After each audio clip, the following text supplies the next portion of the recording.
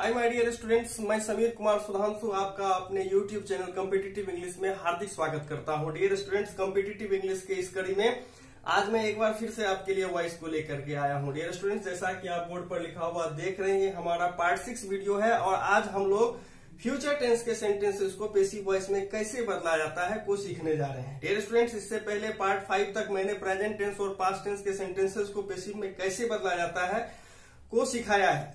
Dear students, उम्मीद करता हूं कि अब तक आपको प्रेजेंट टेंस और पास्ट टेंस के सेंटेंसेस को पैसिव में बदलने के लिए आ गया होगा। अब आपको किसी भी प्रकार की समस्या नहीं होगी, साथ ही आपके जितने भी बेसिक डाउट्स हैं वो भी क्लियर हो गए होंगे। तो डियर स्टूडेंट्स, जो आज पहली बार इस वीडियो को देख रहे हैं, निश्चित रूप से इस वीडियो को देखने के बाद पार्ट 5 तक जरूर देख लेंगे ताकि आपके भी सारे डाउट्स जो है वो क्लियर हो जाए।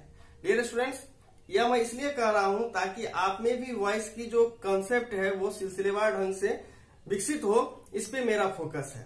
और अगर आप मेरे चैनल पर नए हैं तो निश्चित रूप से मेरे चैनल को सब्सक्राइब करें, साथ ही बेल बटन को भी प्रेस कर दें ताकि इस तरह की जो मैं वीडियो बना रहा हूं इसका नोटिफिकेशन आपको समय प्राप्त होता रहे। तो डियर स्टूडेंट्स, चलिए बिना समय गंवाए हम लोग अपने वीडियो को प्रारंभ करते हैं। तो डियर स्टूडेंट्स, पार्ट 6 में हमने कहा कि आज हम लोग फ्यूचर टेंस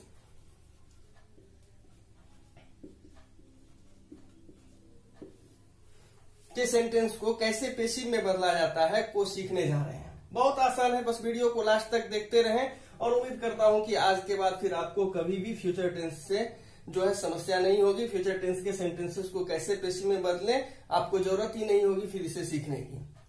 तो डियर स्टूडेंट, जब भी फ्यूचर टेंस की बात आती है तो फ्यूचर टेंस के भी 4 काइंड होते हैं। भाई कौन सब काइंड होते हैं, थोड़ा सा इस पे चर्चा कर लेते हैं। तो होता है आपका सिंपल फ्यूचर, दूसरा होता है आपका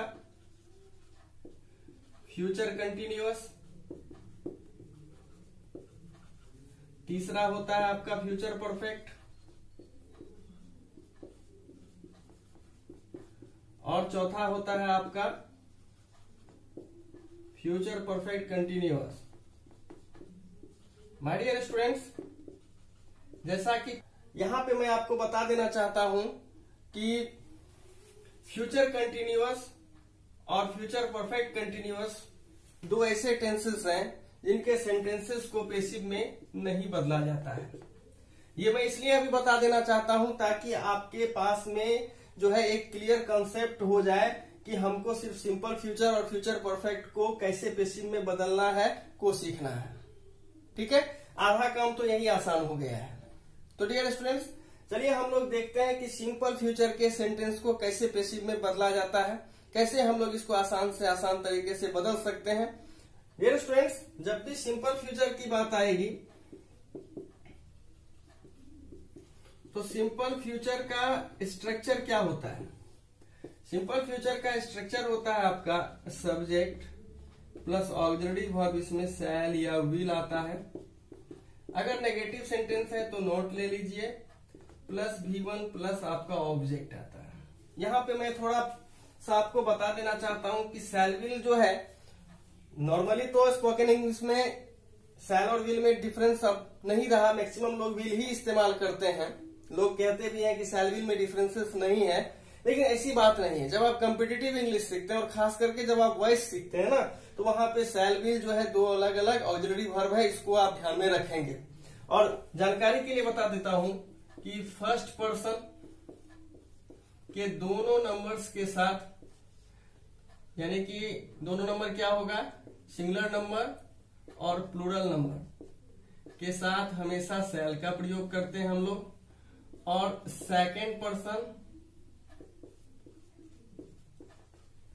या थर्ड पर्सन,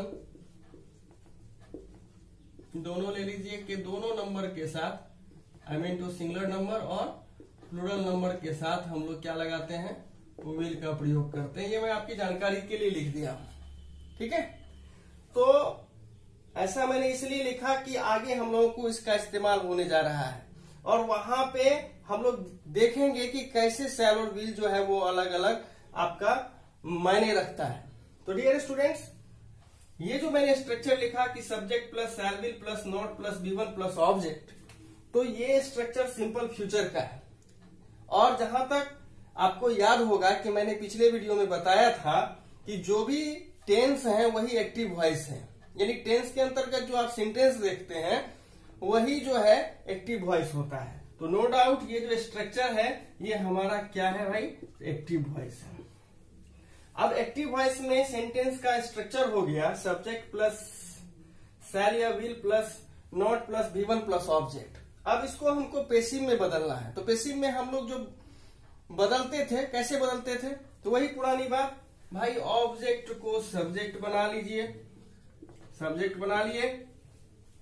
उसके बाद आपको ऑक्सिलरी वर्ब जो है वो शैल या विल में से कोई एक लेना होगा। तो ये शैल या विल जो हम लोग लेंगे ना, ये सब्जेक्ट के अनुसार लेंगे। यहाँ पे थोड़ा ध्यान देना है। अब अगर इस सब्जेक्ट के साथ विल लगा हो, लेकिन ऑब्जेक्ट जो यहाँ सब्जेक्ट बना वो अगर शैल रखेगा तो आपको शैल लगाना पड़ेगा। ये नहीं कि यहाँ विल लगा हुआ था तो यहाँ भी हम विल ही लगा दें। ठीक है, ये आपको डिसाइड करना पड़ेगा कि ऑब्जेक्ट जो यहाँ सब्जेक्ट बना है वो शैल या विल में से कौन सा लेता है। ठीक है, अब अगर सेंटेंस आपका नेगेटिव होगा तो नॉट लगा देंगे। ठीक है, फिर आप जो है B प्लस V3 लगा देंगे। ठीक है, अब यहाँ पे आपको देखना होगा कि ये जो सब्जेक्ट बचा, इस सब्जेक्ट को हम लोग क्या करेंगे, तो बाय प्लस एजेंट बना देंगे।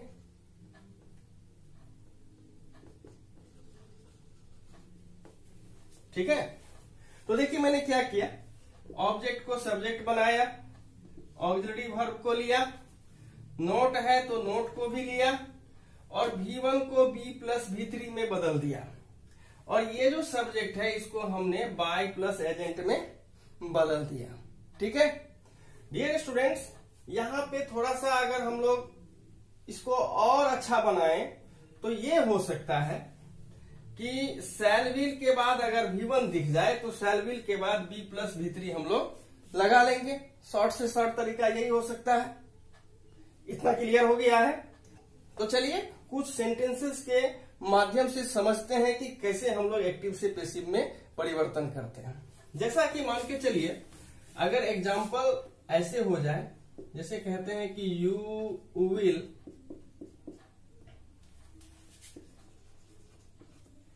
Help me. तो यहां पर देखिए कि ये सेंटेंस जो लिखा हुआ है यू विल हेल्प मी, इसमें सबसे पहले तो ये पता करना है कि ये सेंटेंस जो है वो एक्टिव वॉइस है या पैसिव वॉइस है।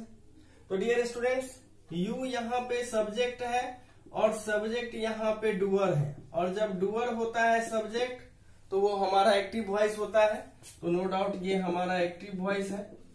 ठीक है, अब इसको हम लोग पैसिव में बदलते हैं। तो पैसिव में कैसे बदलेंगे इसको, तो सीधा देखिए ऑब्जेक्ट को सब्जेक्ट बना लीजिए। तो मी जब सब्जेक्ट बनेगा, ठीक है, तो नॉमिनेटिव केस में मी का क्या हो जाता है, आई।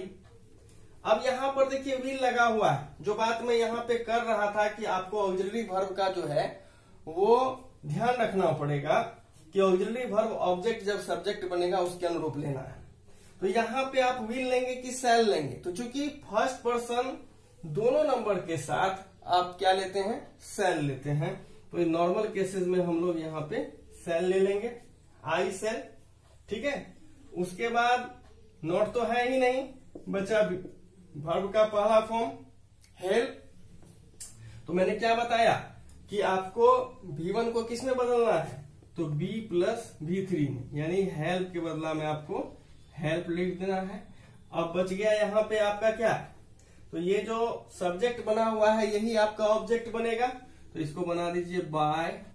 देखिए कितनी आसानी से हम लोग इसको परिवर्तित कर पाए। ठीक है, एक और उदाहरण से देख लेते हैं, थोड़ा नेगेटिव सेंटेंस वाला उदाहरण देख लेते हैं एक और। उम्मीद करता हूं कि आपको क्लियर हो गया होगा। अब मान के चलिए जैसे कि ऐसे लिखा हुआ हो जाए कि Ram will not teach us। तो यहां पर देखिए कि राम जो है यही सब्जेक्ट है और यह डूअर है। इट मीन्स कि ये हमारा एक्टिव वॉइस है, और एक्टिव वॉइस है तो इसको पैसिव में कैसे बदलेंगे, तो ऑब्जेक्ट को सब्जेक्ट बनाइए।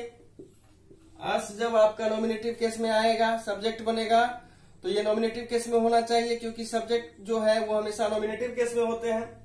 तो यहाँ पे वी लिख दीजिए।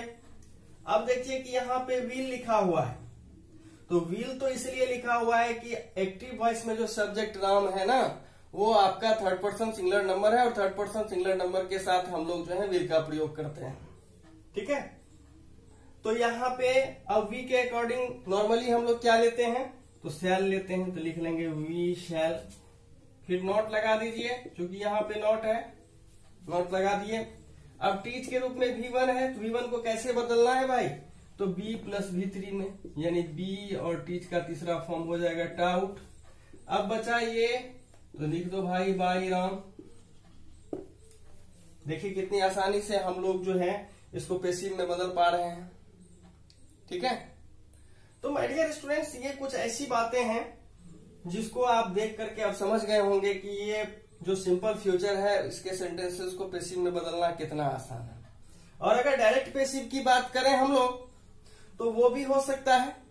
ठीक है, तो डायरेक्ट पैसिव में क्या है कि बाई प्लस एजेंट का प्रयोग नहीं होता है। अब देखिए यहाँ पे कि बच्चे जो नॉर्मली पकड़ने लगते हैं कि जब ये वॉइस है तो बाई प्लस एजेंट का प्रयोग रहेगा। मैं पिछली कई वीडियो से ये कहते आ रहा हूं, कोई आवश्यक नहीं है कि हर वॉइस में, खास करके पैसिव वॉइस में बाई प्लस एजेंट रहेगा। अब सपोज करिए कि अगर ऐसा लिखा हुआ आपको मिल जाए कि मैच भारत और पाकिस्तान के बीच खेला जाएगा,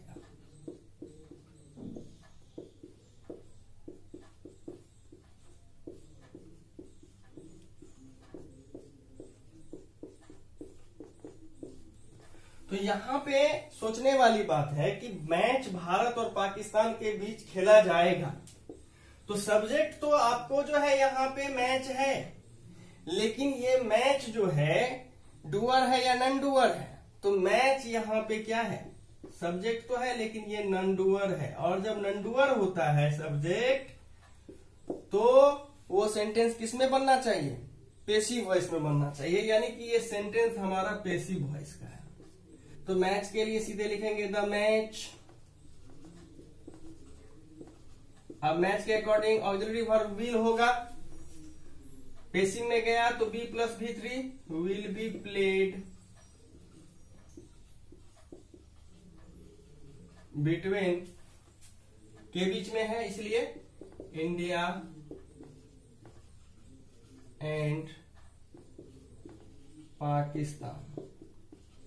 अब यहां पे आपको ध्यान देना है कि यहां बाई प्लस एजेंट तो है ही नहीं, तो क्या यहाँ पे बाई प्लस एजेंट जोड़ देंगे, नहीं, यहाँ पे बाई प्लस एजेंट का इस्तेमाल नहीं होगा, ये अंडरस्टूड है। ठीक है, और जब आप इस तरह का सेंटेंस का फॉर्मेशन करते हैं ना, इसी को हम लोग डायरेक्ट पैसिव बोलते हैं। ठीक है, जब बाई प्लस एजेंट ना रहे तो उसे हम लोग क्या बोलते हैं, डायरेक्ट पैसिव बोलते हैं। ठीक है, क्लियर हो गया है। कैसे पकड़ते हैं हम लोग, तो सब्जेक्ट से पकड़ते हैं, सब्जेक्ट डूअर होगा तो active voice, subject non doer होगा तो पैसिव वॉइस। चलिए अब हम लोग फ्यूचर परफेक्ट के सेंटेंस को कैसे पैसिव में बदला जाता है को सीखने जा रहे हैं। माय डियर स्टूडेंट्स, जब फ्यूचर परफेक्ट की बात आती है तो आपको जानकारी होनी चाहिए कि फ्यूचर परफेक्ट टेंस का स्ट्रक्चर क्या होता है। तो फ्यूचर परफेक्ट टेंस का स्ट्रक्चर होता है सब्जेक्ट प्लस ऑक्सिलरी वर्ब आपका शैल या will,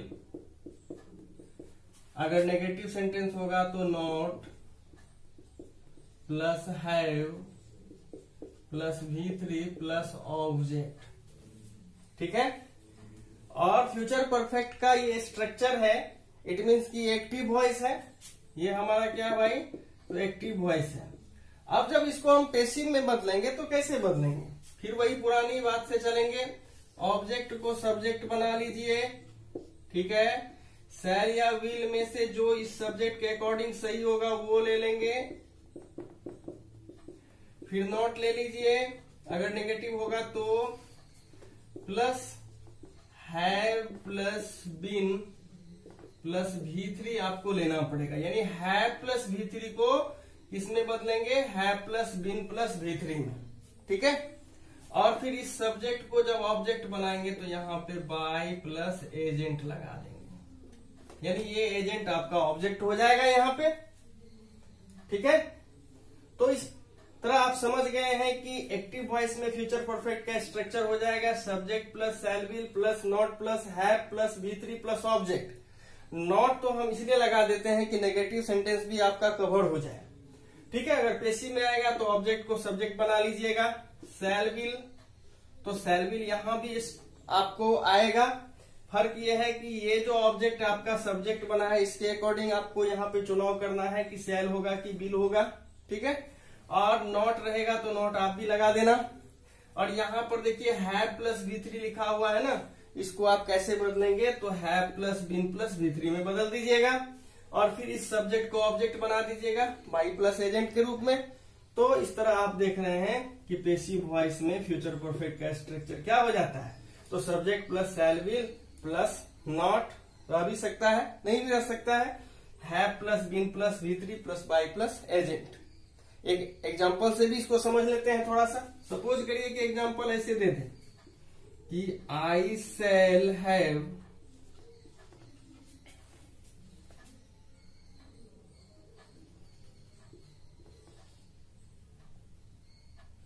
helped him by evening। तो सबसे पहले I shall have helped him by evening लिखा हुआ है। यहां पर देखिए कि एक्टिव वॉइस है कि पेसिव वॉइस है। तो चूंकि सब्जेक्ट यहाँ पे आई है और यह डूअर है, मदद करने का काम आई कर रहा है, तो ये हमारा डूअर है। और जब यह डूअर होगा तो ये हमारा कौन सा वॉइस है भाई, तो ये हमारा एक्टिव वॉइस है, ठीक है। तो अब एक्टिव वॉइस है तो इसको हम लोग पेसिव में कैसे बदलेंगे। तो ऑब्जेक्ट यहाँ पे हिम है, इसको सब्जेक्ट बनाइए, क्या हो जाएगा ही। फिर अब ही के अकॉर्डिंग आपको ऑक्सिलरी वर्ब लेना है। यहाँ पर देखिए शैल लिया हुआ है आई के अकॉर्डिंग, तो ही के साथ आप क्या लगाते हैं तो विल लगाते हैं। तो ही विल हैव लगा दीजिए। अब देखिए हैव प्लस V3 है, तो हैव प्लस V3 को कैसे बदलना था, have plus been plus V3 में। तो हैव बीन हेल्प्ड बाय, अब इसको यहां पे सब्जेक्ट को ऑब्जेक्ट बनाइए मी। अब ये जो रेस्ट पार्ट आप बाय इवनिंग देख रहे हैं ना, इसको जोड़ दीजिए।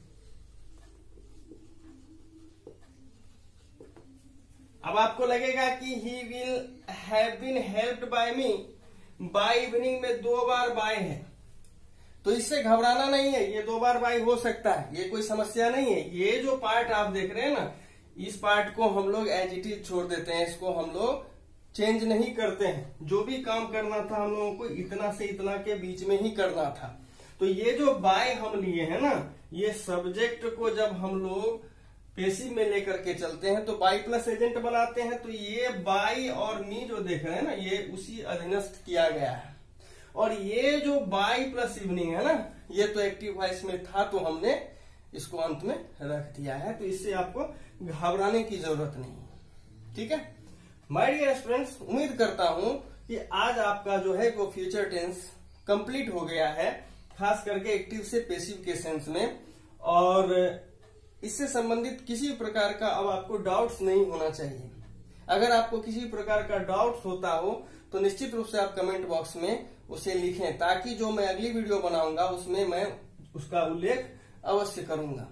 और अगर आज आपको मेरा वीडियो पसंद आया हो तो निश्चित रूप से मेरे चैनल को सब्सक्राइब करें, साथ ही बेल बटन को भी प्रेस कर दें। और इस वीडियो को लाइक और शेयर करना ना भूलें। डियर स्टूडेंट्स, एक लाइक एक शेयर तो बनता है, जितना ज्यादा आप लाइक और शेयर करेंगे उतने ज्यादा छात्र को इससे फायदा पहुंचने वाला है। उम्मीद करता हूं कि आप इस काम को अवश्य करेंगे।